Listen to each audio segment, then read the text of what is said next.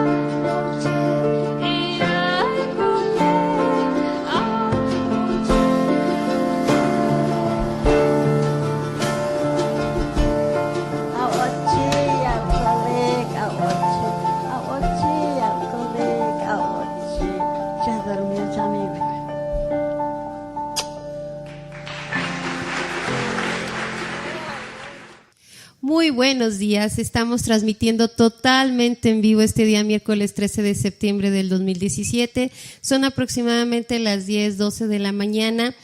Estamos aquí en tu programa de radio por internet, Fuerza Cuepalistli es tu fuerza. Estamos transmitiendo totalmente en vivo en Facebook a través de los colores de la discapacidad y también estamos transmitiendo totalmente en vivo a través de nuestro Facebook Fuerza Cuepalistli. También estamos en la revista Levántate Hoy, así que por favor sintonícenos. Este es un programa lindo y maravilloso que tiene que ver en cómo podemos nosotras y nosotros apoyar a los niños y las niñas en situaciones de desastre. Voy a platicarles acerca de mi experiencia que tuve en algunas ocasiones, en algunas contingencias por desastres naturales, desastres ocasionados por las personas. Sobre todo en albergues, sí, en diferentes espacios aquí del estado de Jalisco y también en algunos estados de la República. Muchísimas gracias a las personas que nos están sintonizando.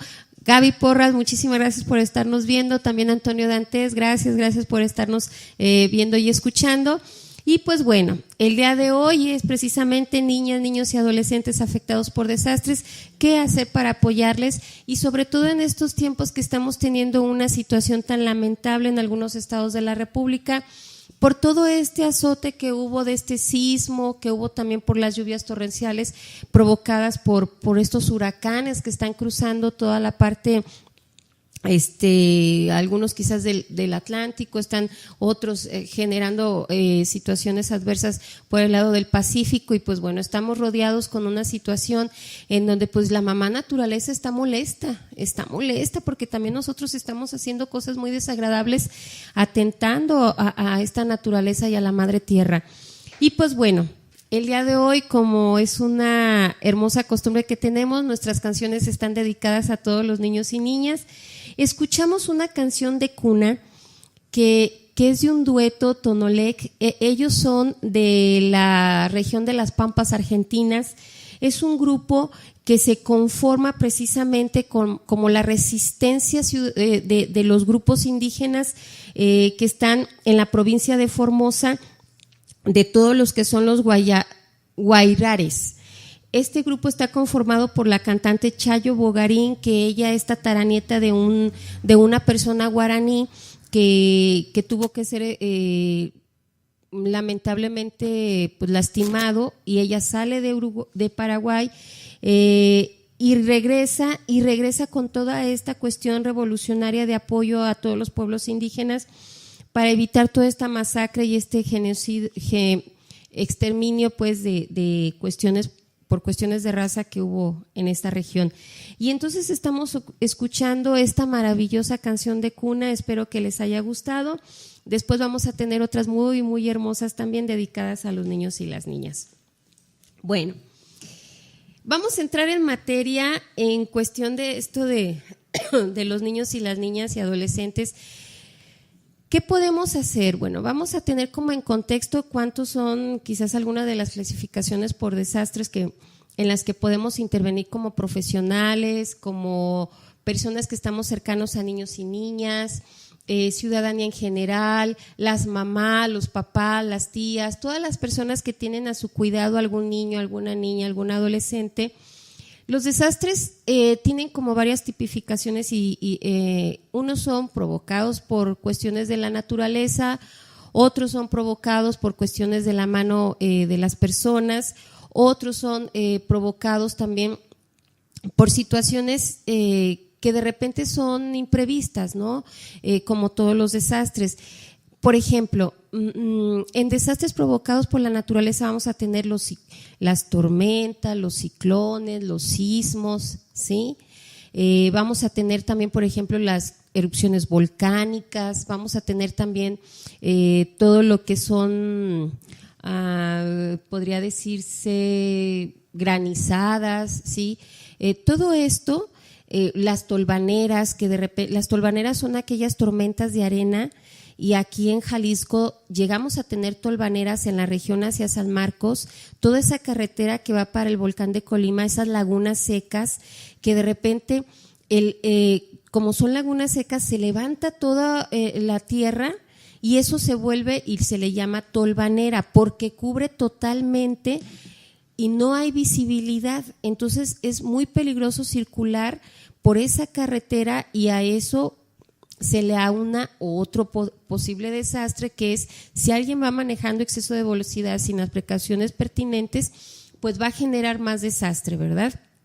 Esperemos pues que no pase eso, pero eso podría ser un doble situación de desastre y contingencia. Tenemos contingencias sanitarias también por cuestiones epidemiológicas.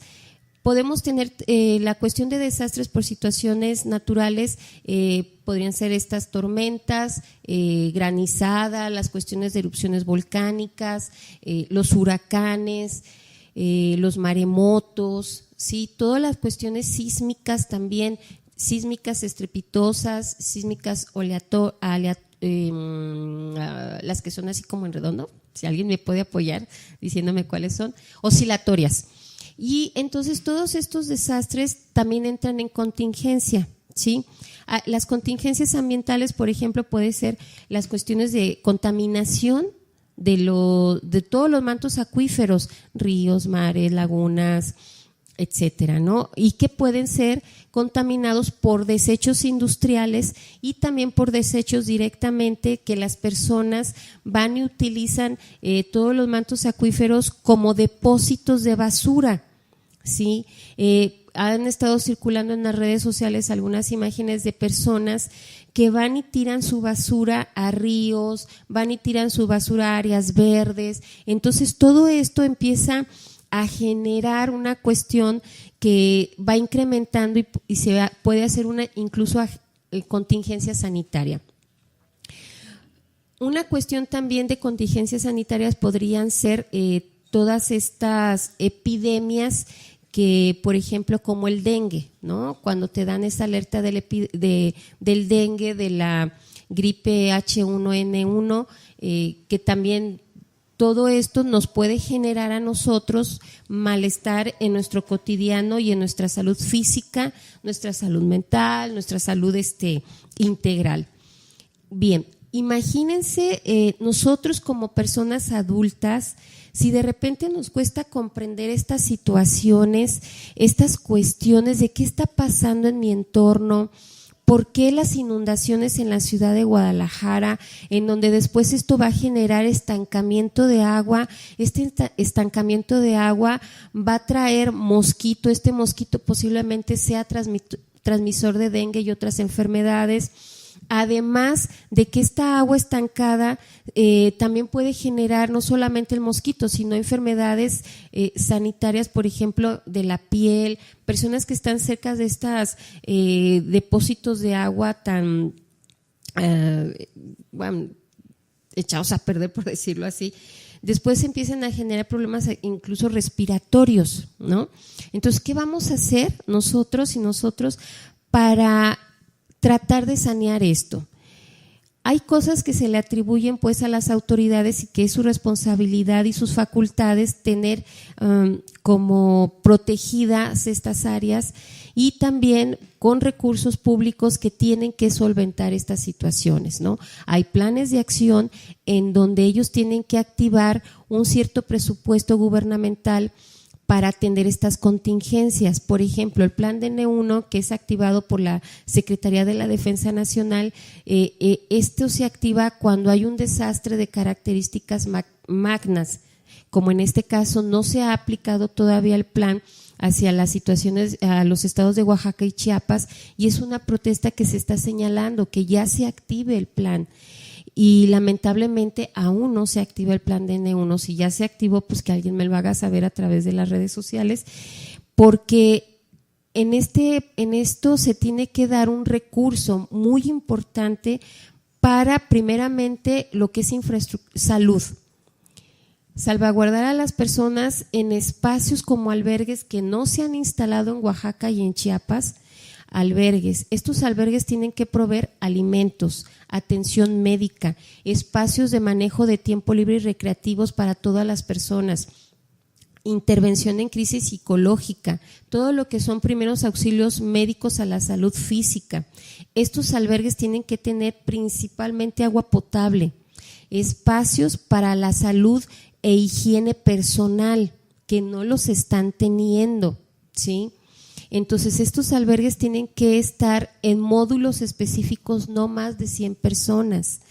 Y pues bueno, no están activados, las gentes están en las calles, las personas están en las calles, no hay una situación que los albergue y están a la intemperie.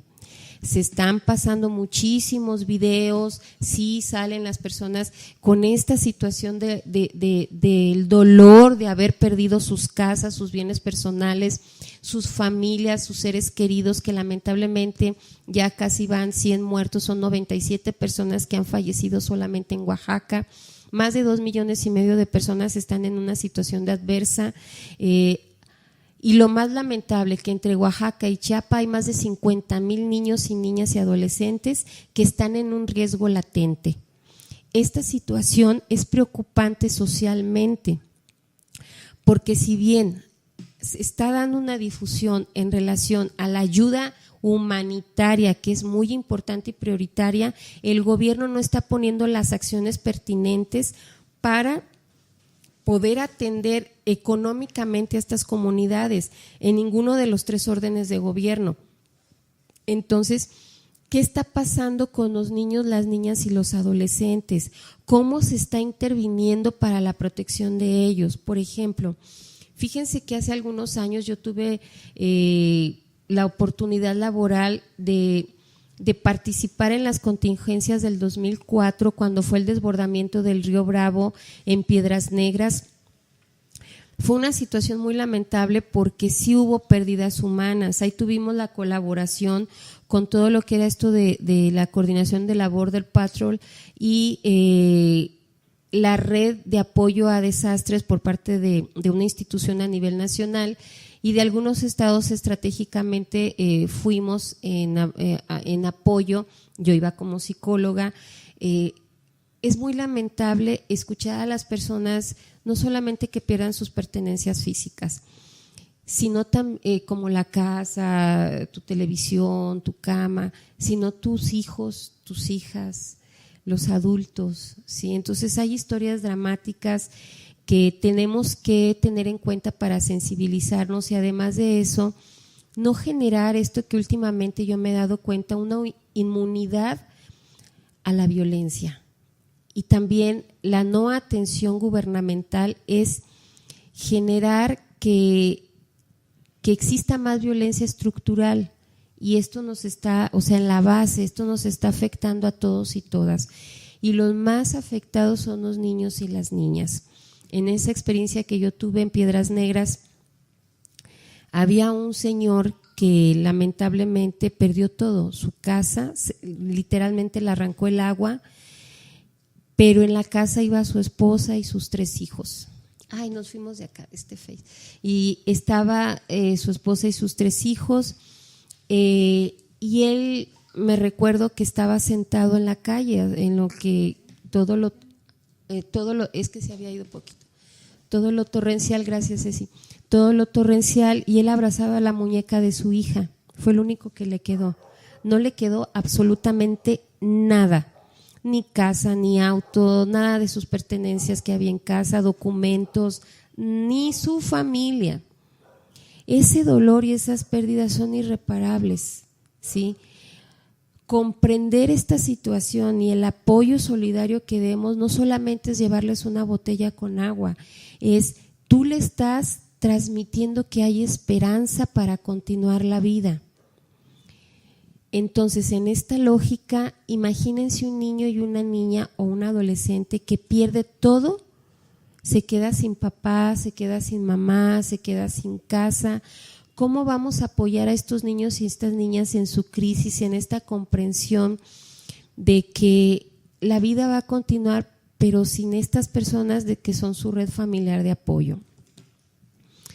Tenemos que tener en cuenta que los desastres naturales son impredecibles, también que tenemos que tener los cuidados respectivos. Hay un factor previsivo y un factor preventivo. Lo previsivo tiene que ver con la previsión antes de que sucedan las cosas. La prevención es cuando ya sucedieron las cosas y tenemos que armar estrategias para que no vuelvan a suceder, ¿sí? En todo lo que son las articulaciones para protocolos de desastres tenemos estas dos perspectivas. Lo que no ha pasado, pero que podemos estar en riesgo de que suceda, lo que ya pasó y que no queremos que suceda quizás de la misma intensidad. Por esa razón se nos prepara para todos estos simulacros y cuando hay una alerta sísmica o una alerta de contingencia, saber qué acciones tomar y poner en resguardo nuestra integridad física. Pero es porque ya sabemos qué pasó. Cuando no sabemos qué pasa y que tenemos, mejor dicho, que tenemos cierta información y que no nos ha sucedido en lo personal, tenemos que acatar las medidas precautorias para salvaguardarnos y protegernos. Bueno, en esta lógica es tener armadas, por ejemplo, estas mochilas salvavidas en donde vamos a tener documentos básicos de identificación, aspectos, cosas materiales como un botiquín, vamos a tener agua embotellada, podemos tener una lámpara de mano. Si ustedes se meten al internet o van a Protección Civil, les van a decir cuál es la mochila salvavidas y cada uno de los integrantes de la familia debe de tener su mochila salvavidas, ¿sí? Porque esta mochila te va a permitir a ti tener información importante, tanto documental como elementos que te pueden apoyar al menos 3 días, que es en lo que se supone que deben de resguardarte las autoridades para protegerte o tú irte a alguna red de apoyo que tengas familiar, amigos, etcétera, alguna red social para protegerte y salvaguardar también tu vida. Y te vas con tu mochila, ¿sí? Con tu familia también. Esto es muy importante tenerlo en cuenta. En esta lógica de ideas también es importante dar aviso a las autoridades. Ahorita con los tiempos modernos pues podemos tener un teléfono móvil. Este teléfono móvil procurar que tenga tus datos disponibles porque a veces las redes conectadas directamente a tomadores de luz se pueden desaparecer, pero hay redes que sí quedan como el Wi-Fi o tu base de datos pueden quedar disponibles para que tú estés en contacto con tus personas y seres queridos. Esto ayudó mucho a las personas de Puerto Rico en esta ocasión porque tenían sus redes de datos y pudieron conectarse. Esta tecnología tan maravillosa no les permitió tener grandes lapsos de desconexión con sus seres queridos y con lo que estaba pasando a través de los medios de comunicación, sus tabletas, sus celulares. Aquí sí hubo una utilidad efectiva, ¿no?, de todos los que son estos dispositivos móviles. Entonces esto nos puede apoyar muchísimo tener este teléfono móvil directamente en nuestra mochila salvavidas para poder pues tener elementos que nos salvaguarden, ¿sí? Y entonces hay algo muy, muy importante que tenemos que tener en cuenta. Los albergues, cuando se conforman, tienen que tener en un área que es parte del manejo del tiempo libre, que estas personas, recordemos que toda su cotidianidad y su vida como la conocían se ve alterada. Sus tiempos, las horas para ellos se vuelven más largas. La espera de que alguien vaya y les sirva el alimento, cuando eran personas que ellos o ellas preparaban sus propios alimentos, pues se vuelven horas eternas, ¿no? Entonces, en esta lógica, estas personas tienen mucho tiempo que tienen que tener actividad. Y estas actividades tienen que ser coordinadas quizás por las mismas personas que están en los albergues o por las personas de las instituciones que tienen las atribuciones de salvaguardar en ocasiones de desastre. Es muy importante que también en los albergues se conformen las redes de apoyo y se identifiquen aquellas personas que tienen ciertas habilidades y capacidades para organizar estas actividades al interior de los albergues. Por ejemplo, todos estamos en riesgo de estar así en esa situación.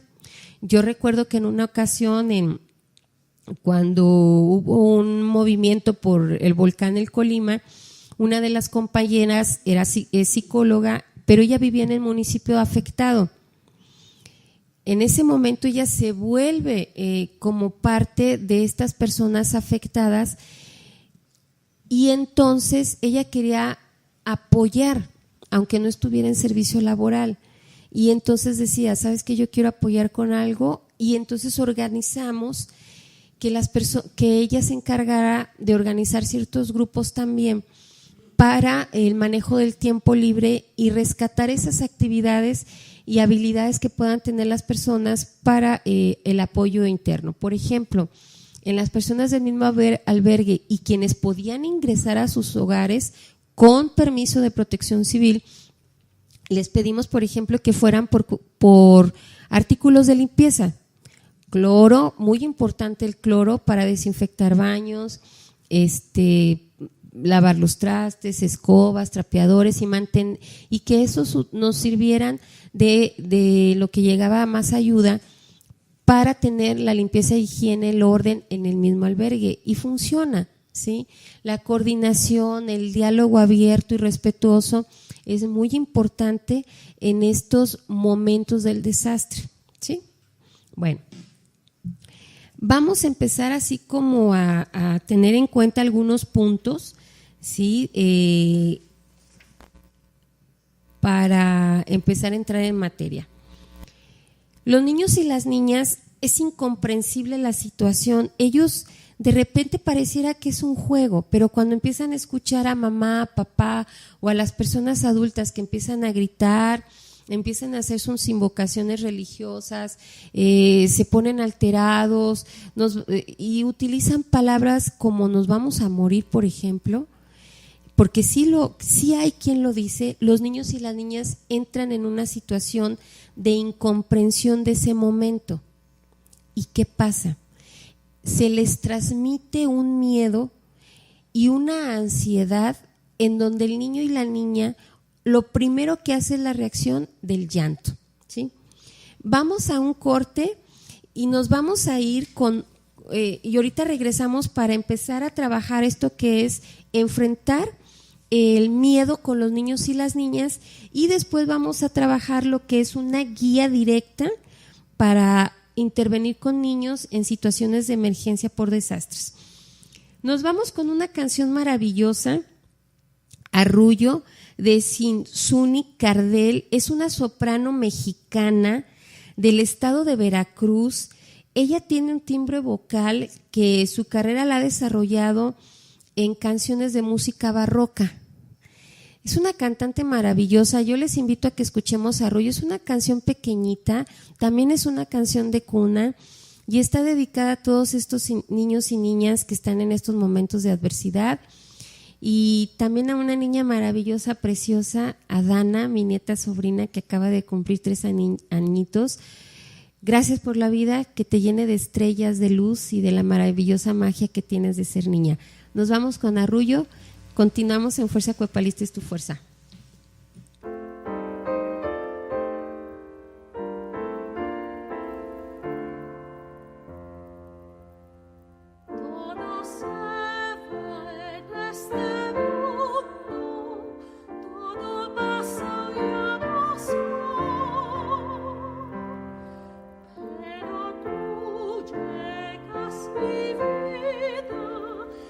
Y te recibe mi amor.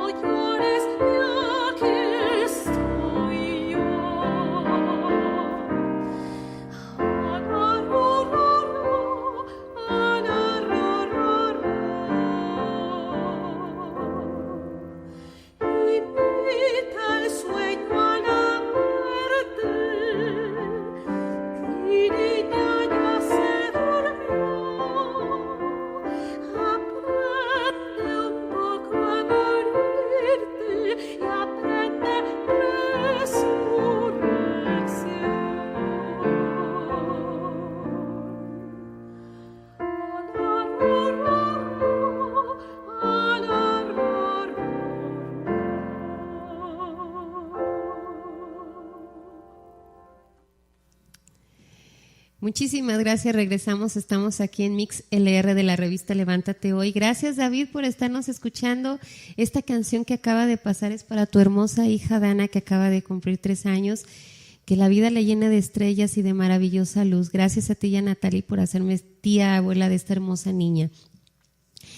Y pues bueno, vamos a continuar. Entonces, vamos a ver algunos indicadores también de los niños y niñas cuando está pasando el evento y cómo ellos demuestran su miedo. Recuerden que los niños y las niñas no hablan ni expresan las emociones como los adultos. Ellos manifiestan sus expresiones emocionales de una forma muy diferente. ¿Cuáles son estas expresiones emocionales? Bueno, si no es con el habla o decir estoy triste, estoy alegre, no.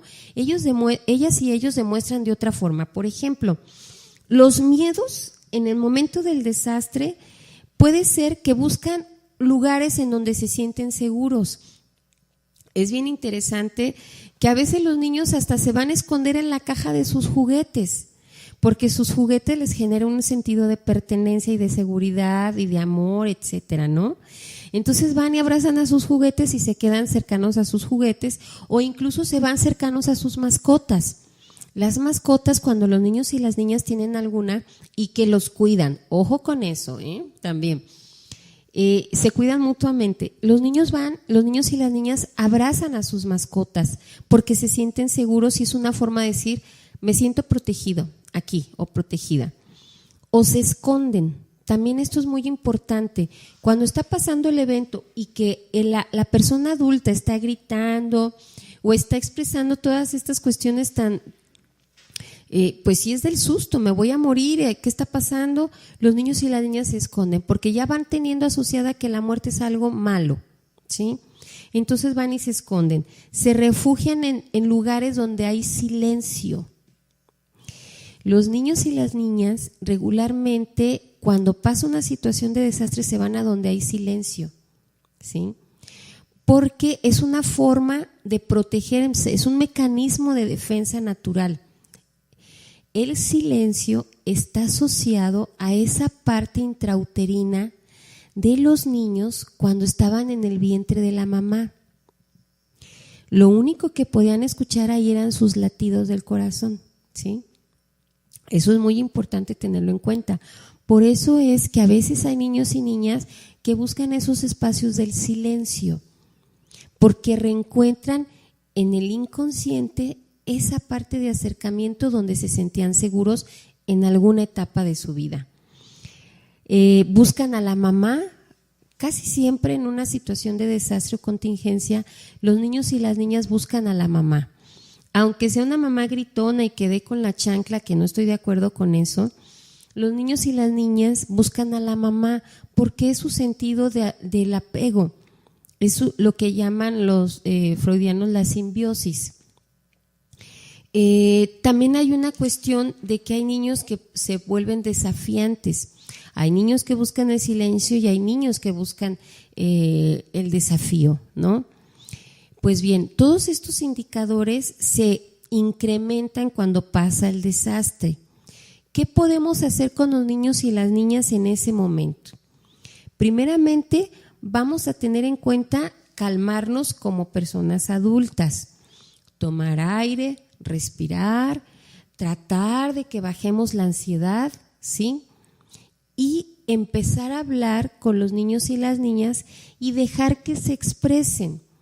A veces no nos van a decir las cosas de lo que está pasando en ese momento, pero nos van a hablar que había una vez. Los niños y las niñas tienden a fantasear. Ay, pues había un pajarito que se murió y estaba triste. Te están diciendo lo que ellos pueden llegar a tener. Hay que tener muy en cuenta eso. Entonces les vamos a decir, no, el pajarito no se murió, se fue a volar poquito y luego regresó. Tenemos que jugar en forma de cuento todas las expresiones que los niños y las niñas nos dicen, ¿sí? También tenemos que tener a la mano, si es posible, nuestra mochila de supervivencia, o si nuestra casa está en condiciones adecuadas, algún cuaderno, algunos colores. Esto pónganlo en las mochilas de los niños y las niñas para que dibujen. A ver, ¿y ahorita cómo te sientes? O ponte a dibujar algo. Y los niños a través del dibujo expresan también sus emociones. No hay que negar que está pasando algo que les puede poner en riesgo, pero hay que explicárselos a los niños y las niñas. Por ejemplo, les podemos decir, mira, en este momento se siente que estamos bailando como cuando bailas, pero al ratito nos vamos a calmar y vamos a tener que salir de casa, ¿sí? Un ratito, porque van a venir unas personas que van a revisar que la casa esté bien. De esta forma, con explicaciones tan sencillas, los niños y las niñas comprenden. No necesitamos darles explicaciones meteorológicas, sismológicas. Tenemos que adecuar este lenguaje pertinente en la comprensión de ellos. Algo muy importante, cuando tenemos a estos niños y niñas, tenemos que ponernos a su nivel físicamente, sentarte en el piso y que te estén mirando a los ojos. Es muy importante mirar a los ojos a los niños y las niñas. No lo cargues, bájate con él y siéntate en el piso y trata de que te vea físicamente, incluso permitirles, o sea, decirle, me permites, a ver, dame tu mano, vamos a jugar, vamos a decir, sí, estamos bien. O sea, tienes que buscar esa parte para que ellos bajen también esa ansiedad y no le transmites la tuya. Tenemos que cuidar mucho nuestras reacciones como adultos, porque ellos se dan cuenta de esas reacciones. No hay que subestimar la inteligencia de los niños y las niñas.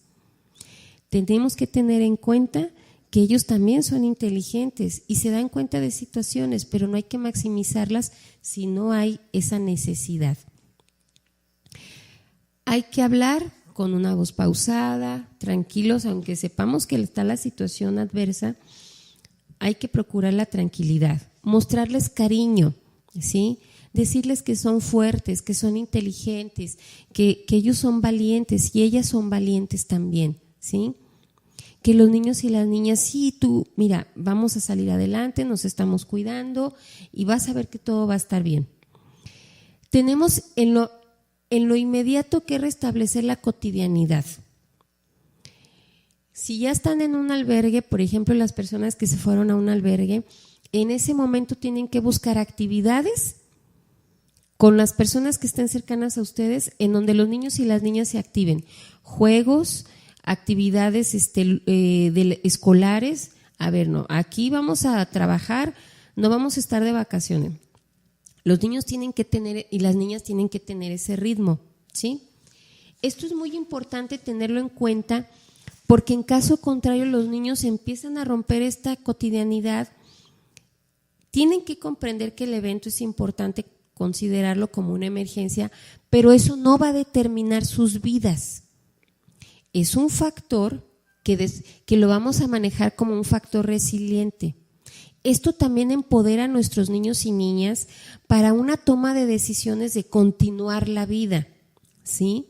De cómo yo voy a manejar, ¿sí? Y me integro a situaciones adversas y las puedo resolver con los recursos que yo tenga. Este factor resiliente es muy importante manejarlo y trabajarlo con los niños y las niñas. Cuando existe una situación en estas cuestiones, me voy a meter una parte importante en donde es la cuestión dogmática, ¿sí? Hablar de religiones y hablar de dioses no es lo mismo que hablar de espiritualidad. A los niños y las niñas hay personas que una cuestión que empiezan a señalar es un castigo de Dios, Dios no nos está cuidando, y los niños todavía no comprenden quién es Dios o cómo es. Por favor, esto no lo manejen con los niños y las niñas de esa forma, ¿sí? No es un castigo, no. Es una situación que se provoca porque es parte de la naturaleza, como los cambios que se tienen en el cuerpo. Háganle estas explicaciones. La tierra tiene un cuerpo y está cambiando, está creciendo, está modificándose. A los niños hay que darles otras explicaciones, porque en caso contrario el sentido de la espiritualidad no les va a generar la fortaleza para el factor resiliente, porque entonces empieza a generar una culpa eterna de que ellos no saben por qué se les está castigando y tienen estas características de castigo culposas. Por favor, no lo hagan. Al contrario, esto pasa como pasa tu cuerpo, tú estás creciendo, la tierra se está moviendo, está creciendo y también nosotros tenemos que crecer y hay que movernos, vamos, ¿sí? En esta lógica, pues bueno, vamos a tener en cuenta esa parte.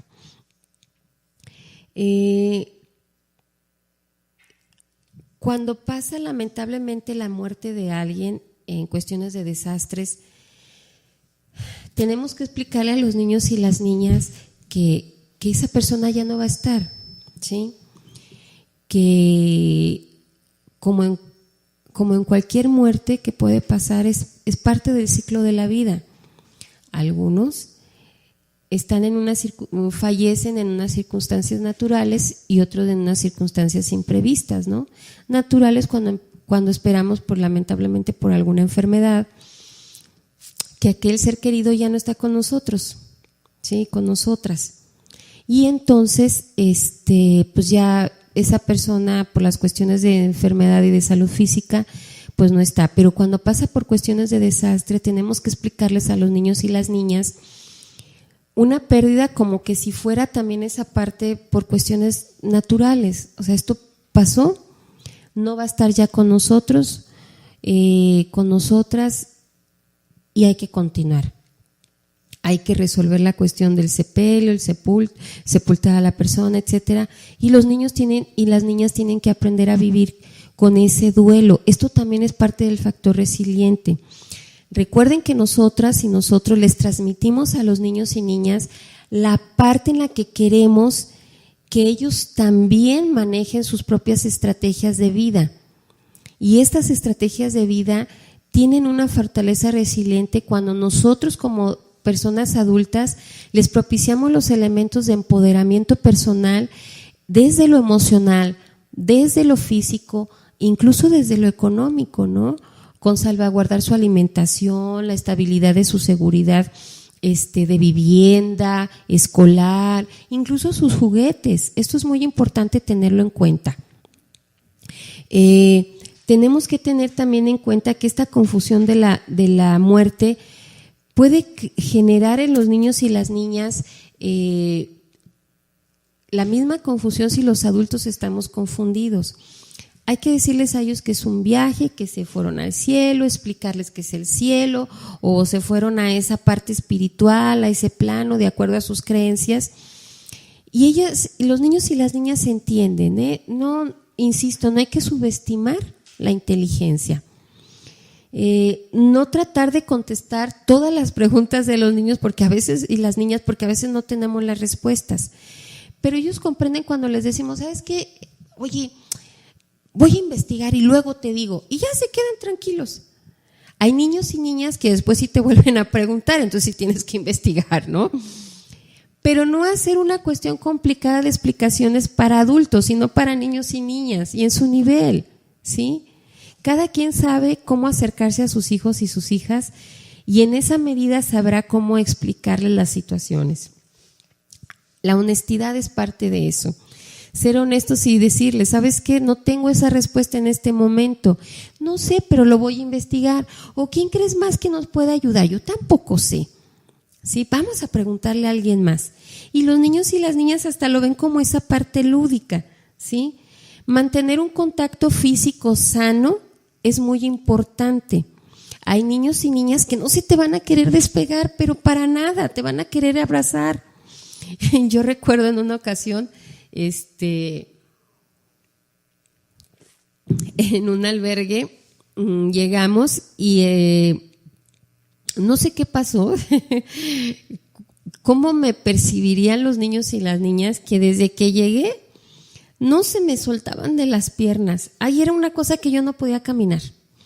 Quien no me quería agarrar, el que no me traía agarrada de las blusas, me traía de las manos, me agarraba de las piernas, todos querían estar con Titina, entonces fue una cosa maravillosa, una situación hermosa, porque los niños y las niñas pues hicimos una muy buena empatía y eso me fortaleció bastante para poder continuar el trabajo en los albergues y coordinarme con las mamás de todos esos niños y niñas y bueno, fue un trabajo maravilloso. Esto fue en Ocotlán.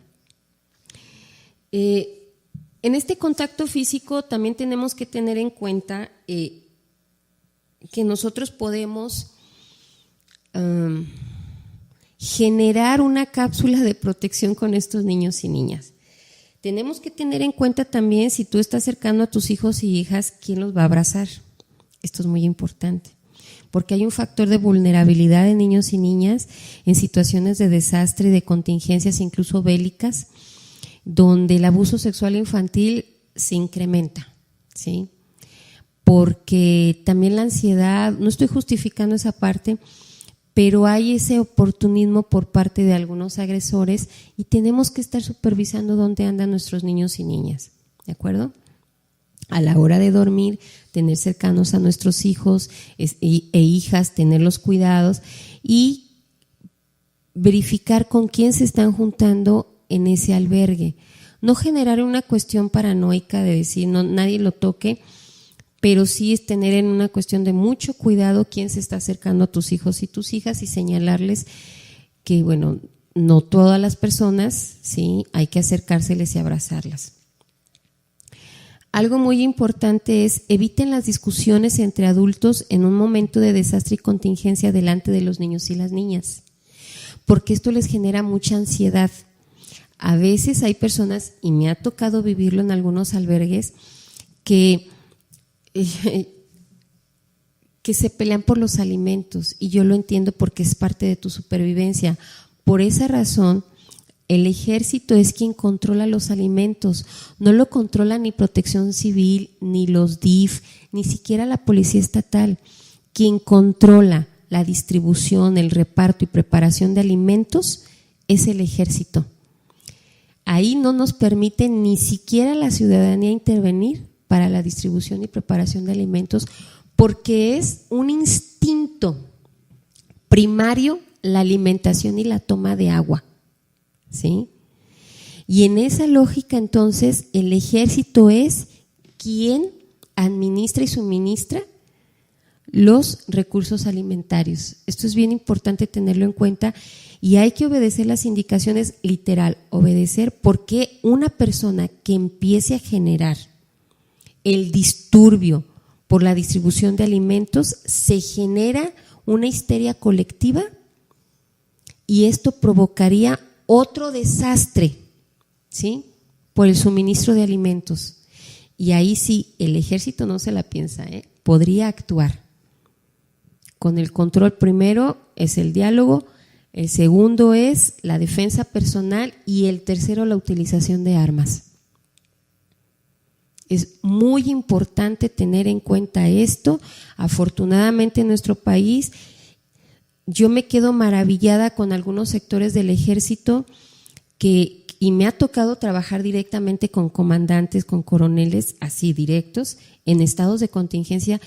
Tienen un diálogo, mis respetos. Hay otras cuestiones negras en el ejército que no estoy de acuerdo, ¿verdad? Pero en cuestiones de desastres, vaya que son pacientes, escuchan y muy asertivos. Y bueno, en ese orden de ideas, los alimentos los distribuye el ejército. Por esa razón, cuando se da la ayuda humanitaria y va a un DIF y lo entrega directamente a las familias, esto se vuelve un caos. Por favor, no hagan eso. Eso no está en el protocolo. Se tiene que llevar directamente al ejército, en donde están las cuadrillas de preparación de alimentos y ellos distribuyen cada 2 horas, por ejemplo, botellitas con agua, ¿sí? Hacen así un sondeo rapidísimo de cuestiones de personas que tienen discapacidades. Ese es, en prioridad, así se lo doy, discapacidades, ancianos, niños y niñas, mujeres, ¿sí? Y entonces de esas personas hacen como una serie de análisis, enfermedades que en ese momento necesiten una atención médica y los suministros de alimentos rápido para estas personas. Ese es el orden, No, es una cosa maravillosa. Instalan los albergues rapidísimo, la coordinación, todo se les cuadra. En ese momento se vuelve la autoridad máxima la Defensa Nacional, cuando está activado el DN1, ¿sí? Así se los digo. Entonces, es muy importante tener en cuenta que cuando vayamos a entregar alimentos, se entregue al ejército, ¿sí? Eso es muy importante porque si no genera lo que pasó con este tráiler que se volcó camino a Oaxaca y pues la gente en la desesperación y otros aprovechando la rapiña, pues fueron y lamentablemente saquearon el camión. ¿Cómo ayudar a los niños y niñas? Tenemos que orientar entonces a las personas adultas, vamos a animar a los niños y niñas a que expresen a través de juegos y dibujos lo que están sintiendo, la experiencia, es bien interesante. Después fíjense, a mí me gustó mucho una actividad, pues nosotras llevábamos material para trabajar con los niños y las niñas y entonces los pusimos a dibujar a las niñas y niños. Fue una cosa maravillosa de lo que estaba pasando en sus diferentes etapas al inicio, en el intermedio y después cómo se veían, ¿sí? Y entonces con todos esos dibujos, cuando ya se iba a cerrar el albergue, que iban a regresar a sus viviendas, hicimos una exposición como una galería de arte. Este factor resiliente, porque el recuerdo es, y lo simbólico es, te quedas aquí porque vas a salir allá y vas a tener otra vida, ¿sí? Con otra experiencia y otro aprendizaje. Se hizo la galería hermosa. No fue una cuestión maravillosa, las mamás, los papás, incluso hubo personas adultas que participaron en estos dibujos, les ayuda bastante y les fortalece el cómo ver la continuidad de su vida después de este evento, ¿sí? Las pesadillas. Posterior al evento vienen algunos niños que presentan eventos postraumáticos que se pueden presentar 15 días después, un mes después, incluso hasta 6 meses después del evento. Esto también tiene mucho que ver con la influencia de las conversaciones de los adultos que están constantemente señalando, ay, nos pasó, están dramatizando y fatalizando el evento. No es para menos, estoy de acuerdo. Pero vamos a tomar la situación como es, a continuar la vida y decir, quienes estamos vivos y tenemos la fortuna de continuar vivas, lo vamos a hacer y manejar este factor resiliente. Acérquense a profesionales que pueden apoyarlos integralmente con las familias. También tenemos que valorar positivamente todas estas acciones. Si los niños quieren llorar, que lloren. Decirles que se permitan llorar es muy importante. Así los niños y las niñas demuestran sus emociones. No es como los adultos de repente que podemos racionalizar todas las emociones. No, los niños y las niñas no se las explican y una forma de expresarlas es con el llanto, los berrinches o los silencios, la introversión. Si ven que estos factores duran más de 3 meses, por favor, acudan a un profesional para que empiece a trabajar todos estos elementos y esto es parte de pedir ayuda para continuar el interés por la vida. No hay que dejar a los niños solos y solas. No es que estén dando problemas cuando estén haciendo un berrinche, no. Ellos están viviendo una situación de malestar retraído, ¿sí? Y están expresando así. Si ustedes no les permiten expresar, van a empezar a deprimirse y a tener estos periodos de tristeza prolongados que se llaman distimia. Tenemos que proporcionar un espacio de confianza y mantener una relación positiva y sana, porque esto nos va a permitir el empoderamiento resiliente con estos niñas y niños. Los juguetes. Esto es muy importante para los niños y las niñas. Procuren tener en mente los juguetes más significativos y simbólicos de estos niños y niñas. En la mochilita de supervivencia, ¿sí? Traten de tener ese juguete. A veces no es un juguete, a veces es una cobijita, una almohada, porque eso les está dando una sensación de apego y de recuerdo materno, ¿sí? Guarden este juguete. Si para nosotras es importante a lo mejor una blusa, unos zapatos, no lo sé, imagínense un juguete. Ese es su objeto de apoyo para niños y niñas. Esto ténganlo en cuenta en la mochila de supervivencia de los niños y niñas. Si el niño y la niña no se quedó con su juguete, por favor díganle que lo dibujen, que lo recuerden a través del dibujo, que hablen de su juguete, qué les representaba, ¿sí?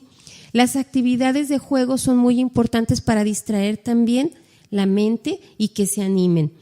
y favorecer que se identifiquen con otros niños, hagan sus círculos con los niños, sus círculos mágicos, esta técnica maravillosa en donde se les explica que es importante hablar de lo que sucede, todos en un círculo y empiezan a platicar.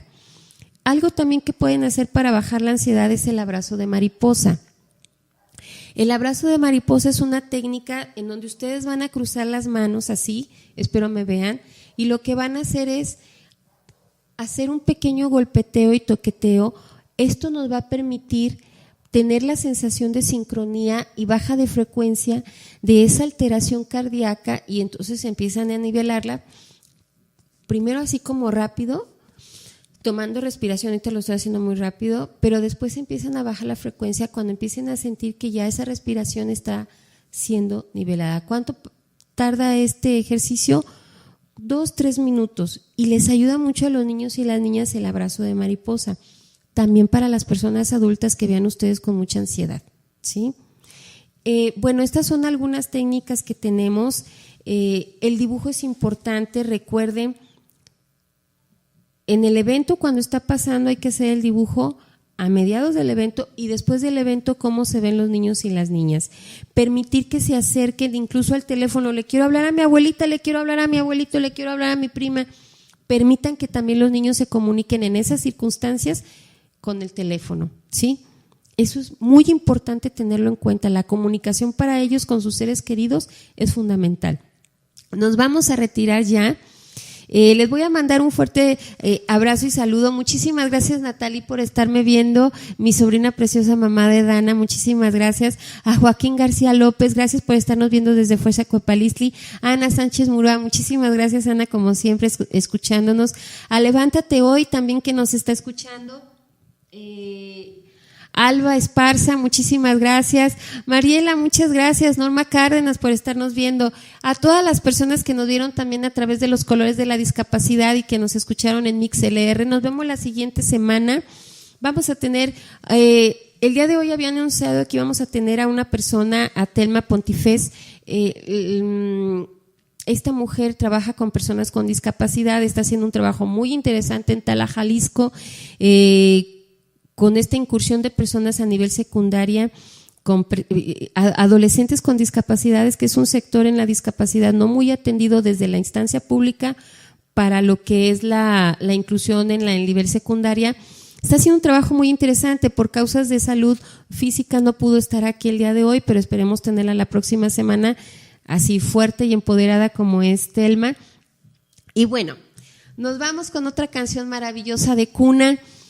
María Ferrina, esta mujer oaxaqueña,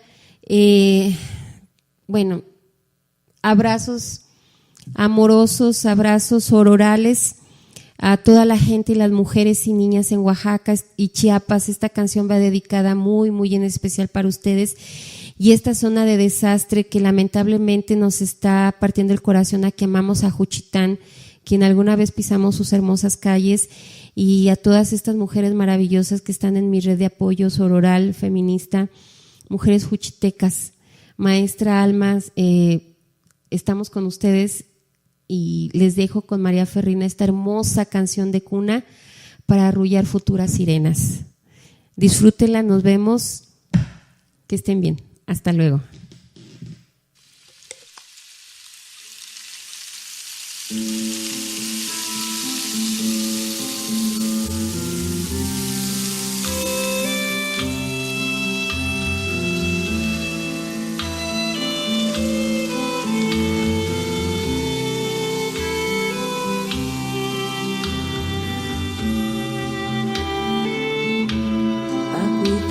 Fresca de mar, espejito de luna, deja a los niños jugar en tu falda de espuma. Los niños construirán castillos en la arena y las niñas soñarán que un día serán sirenas. Agüita fresca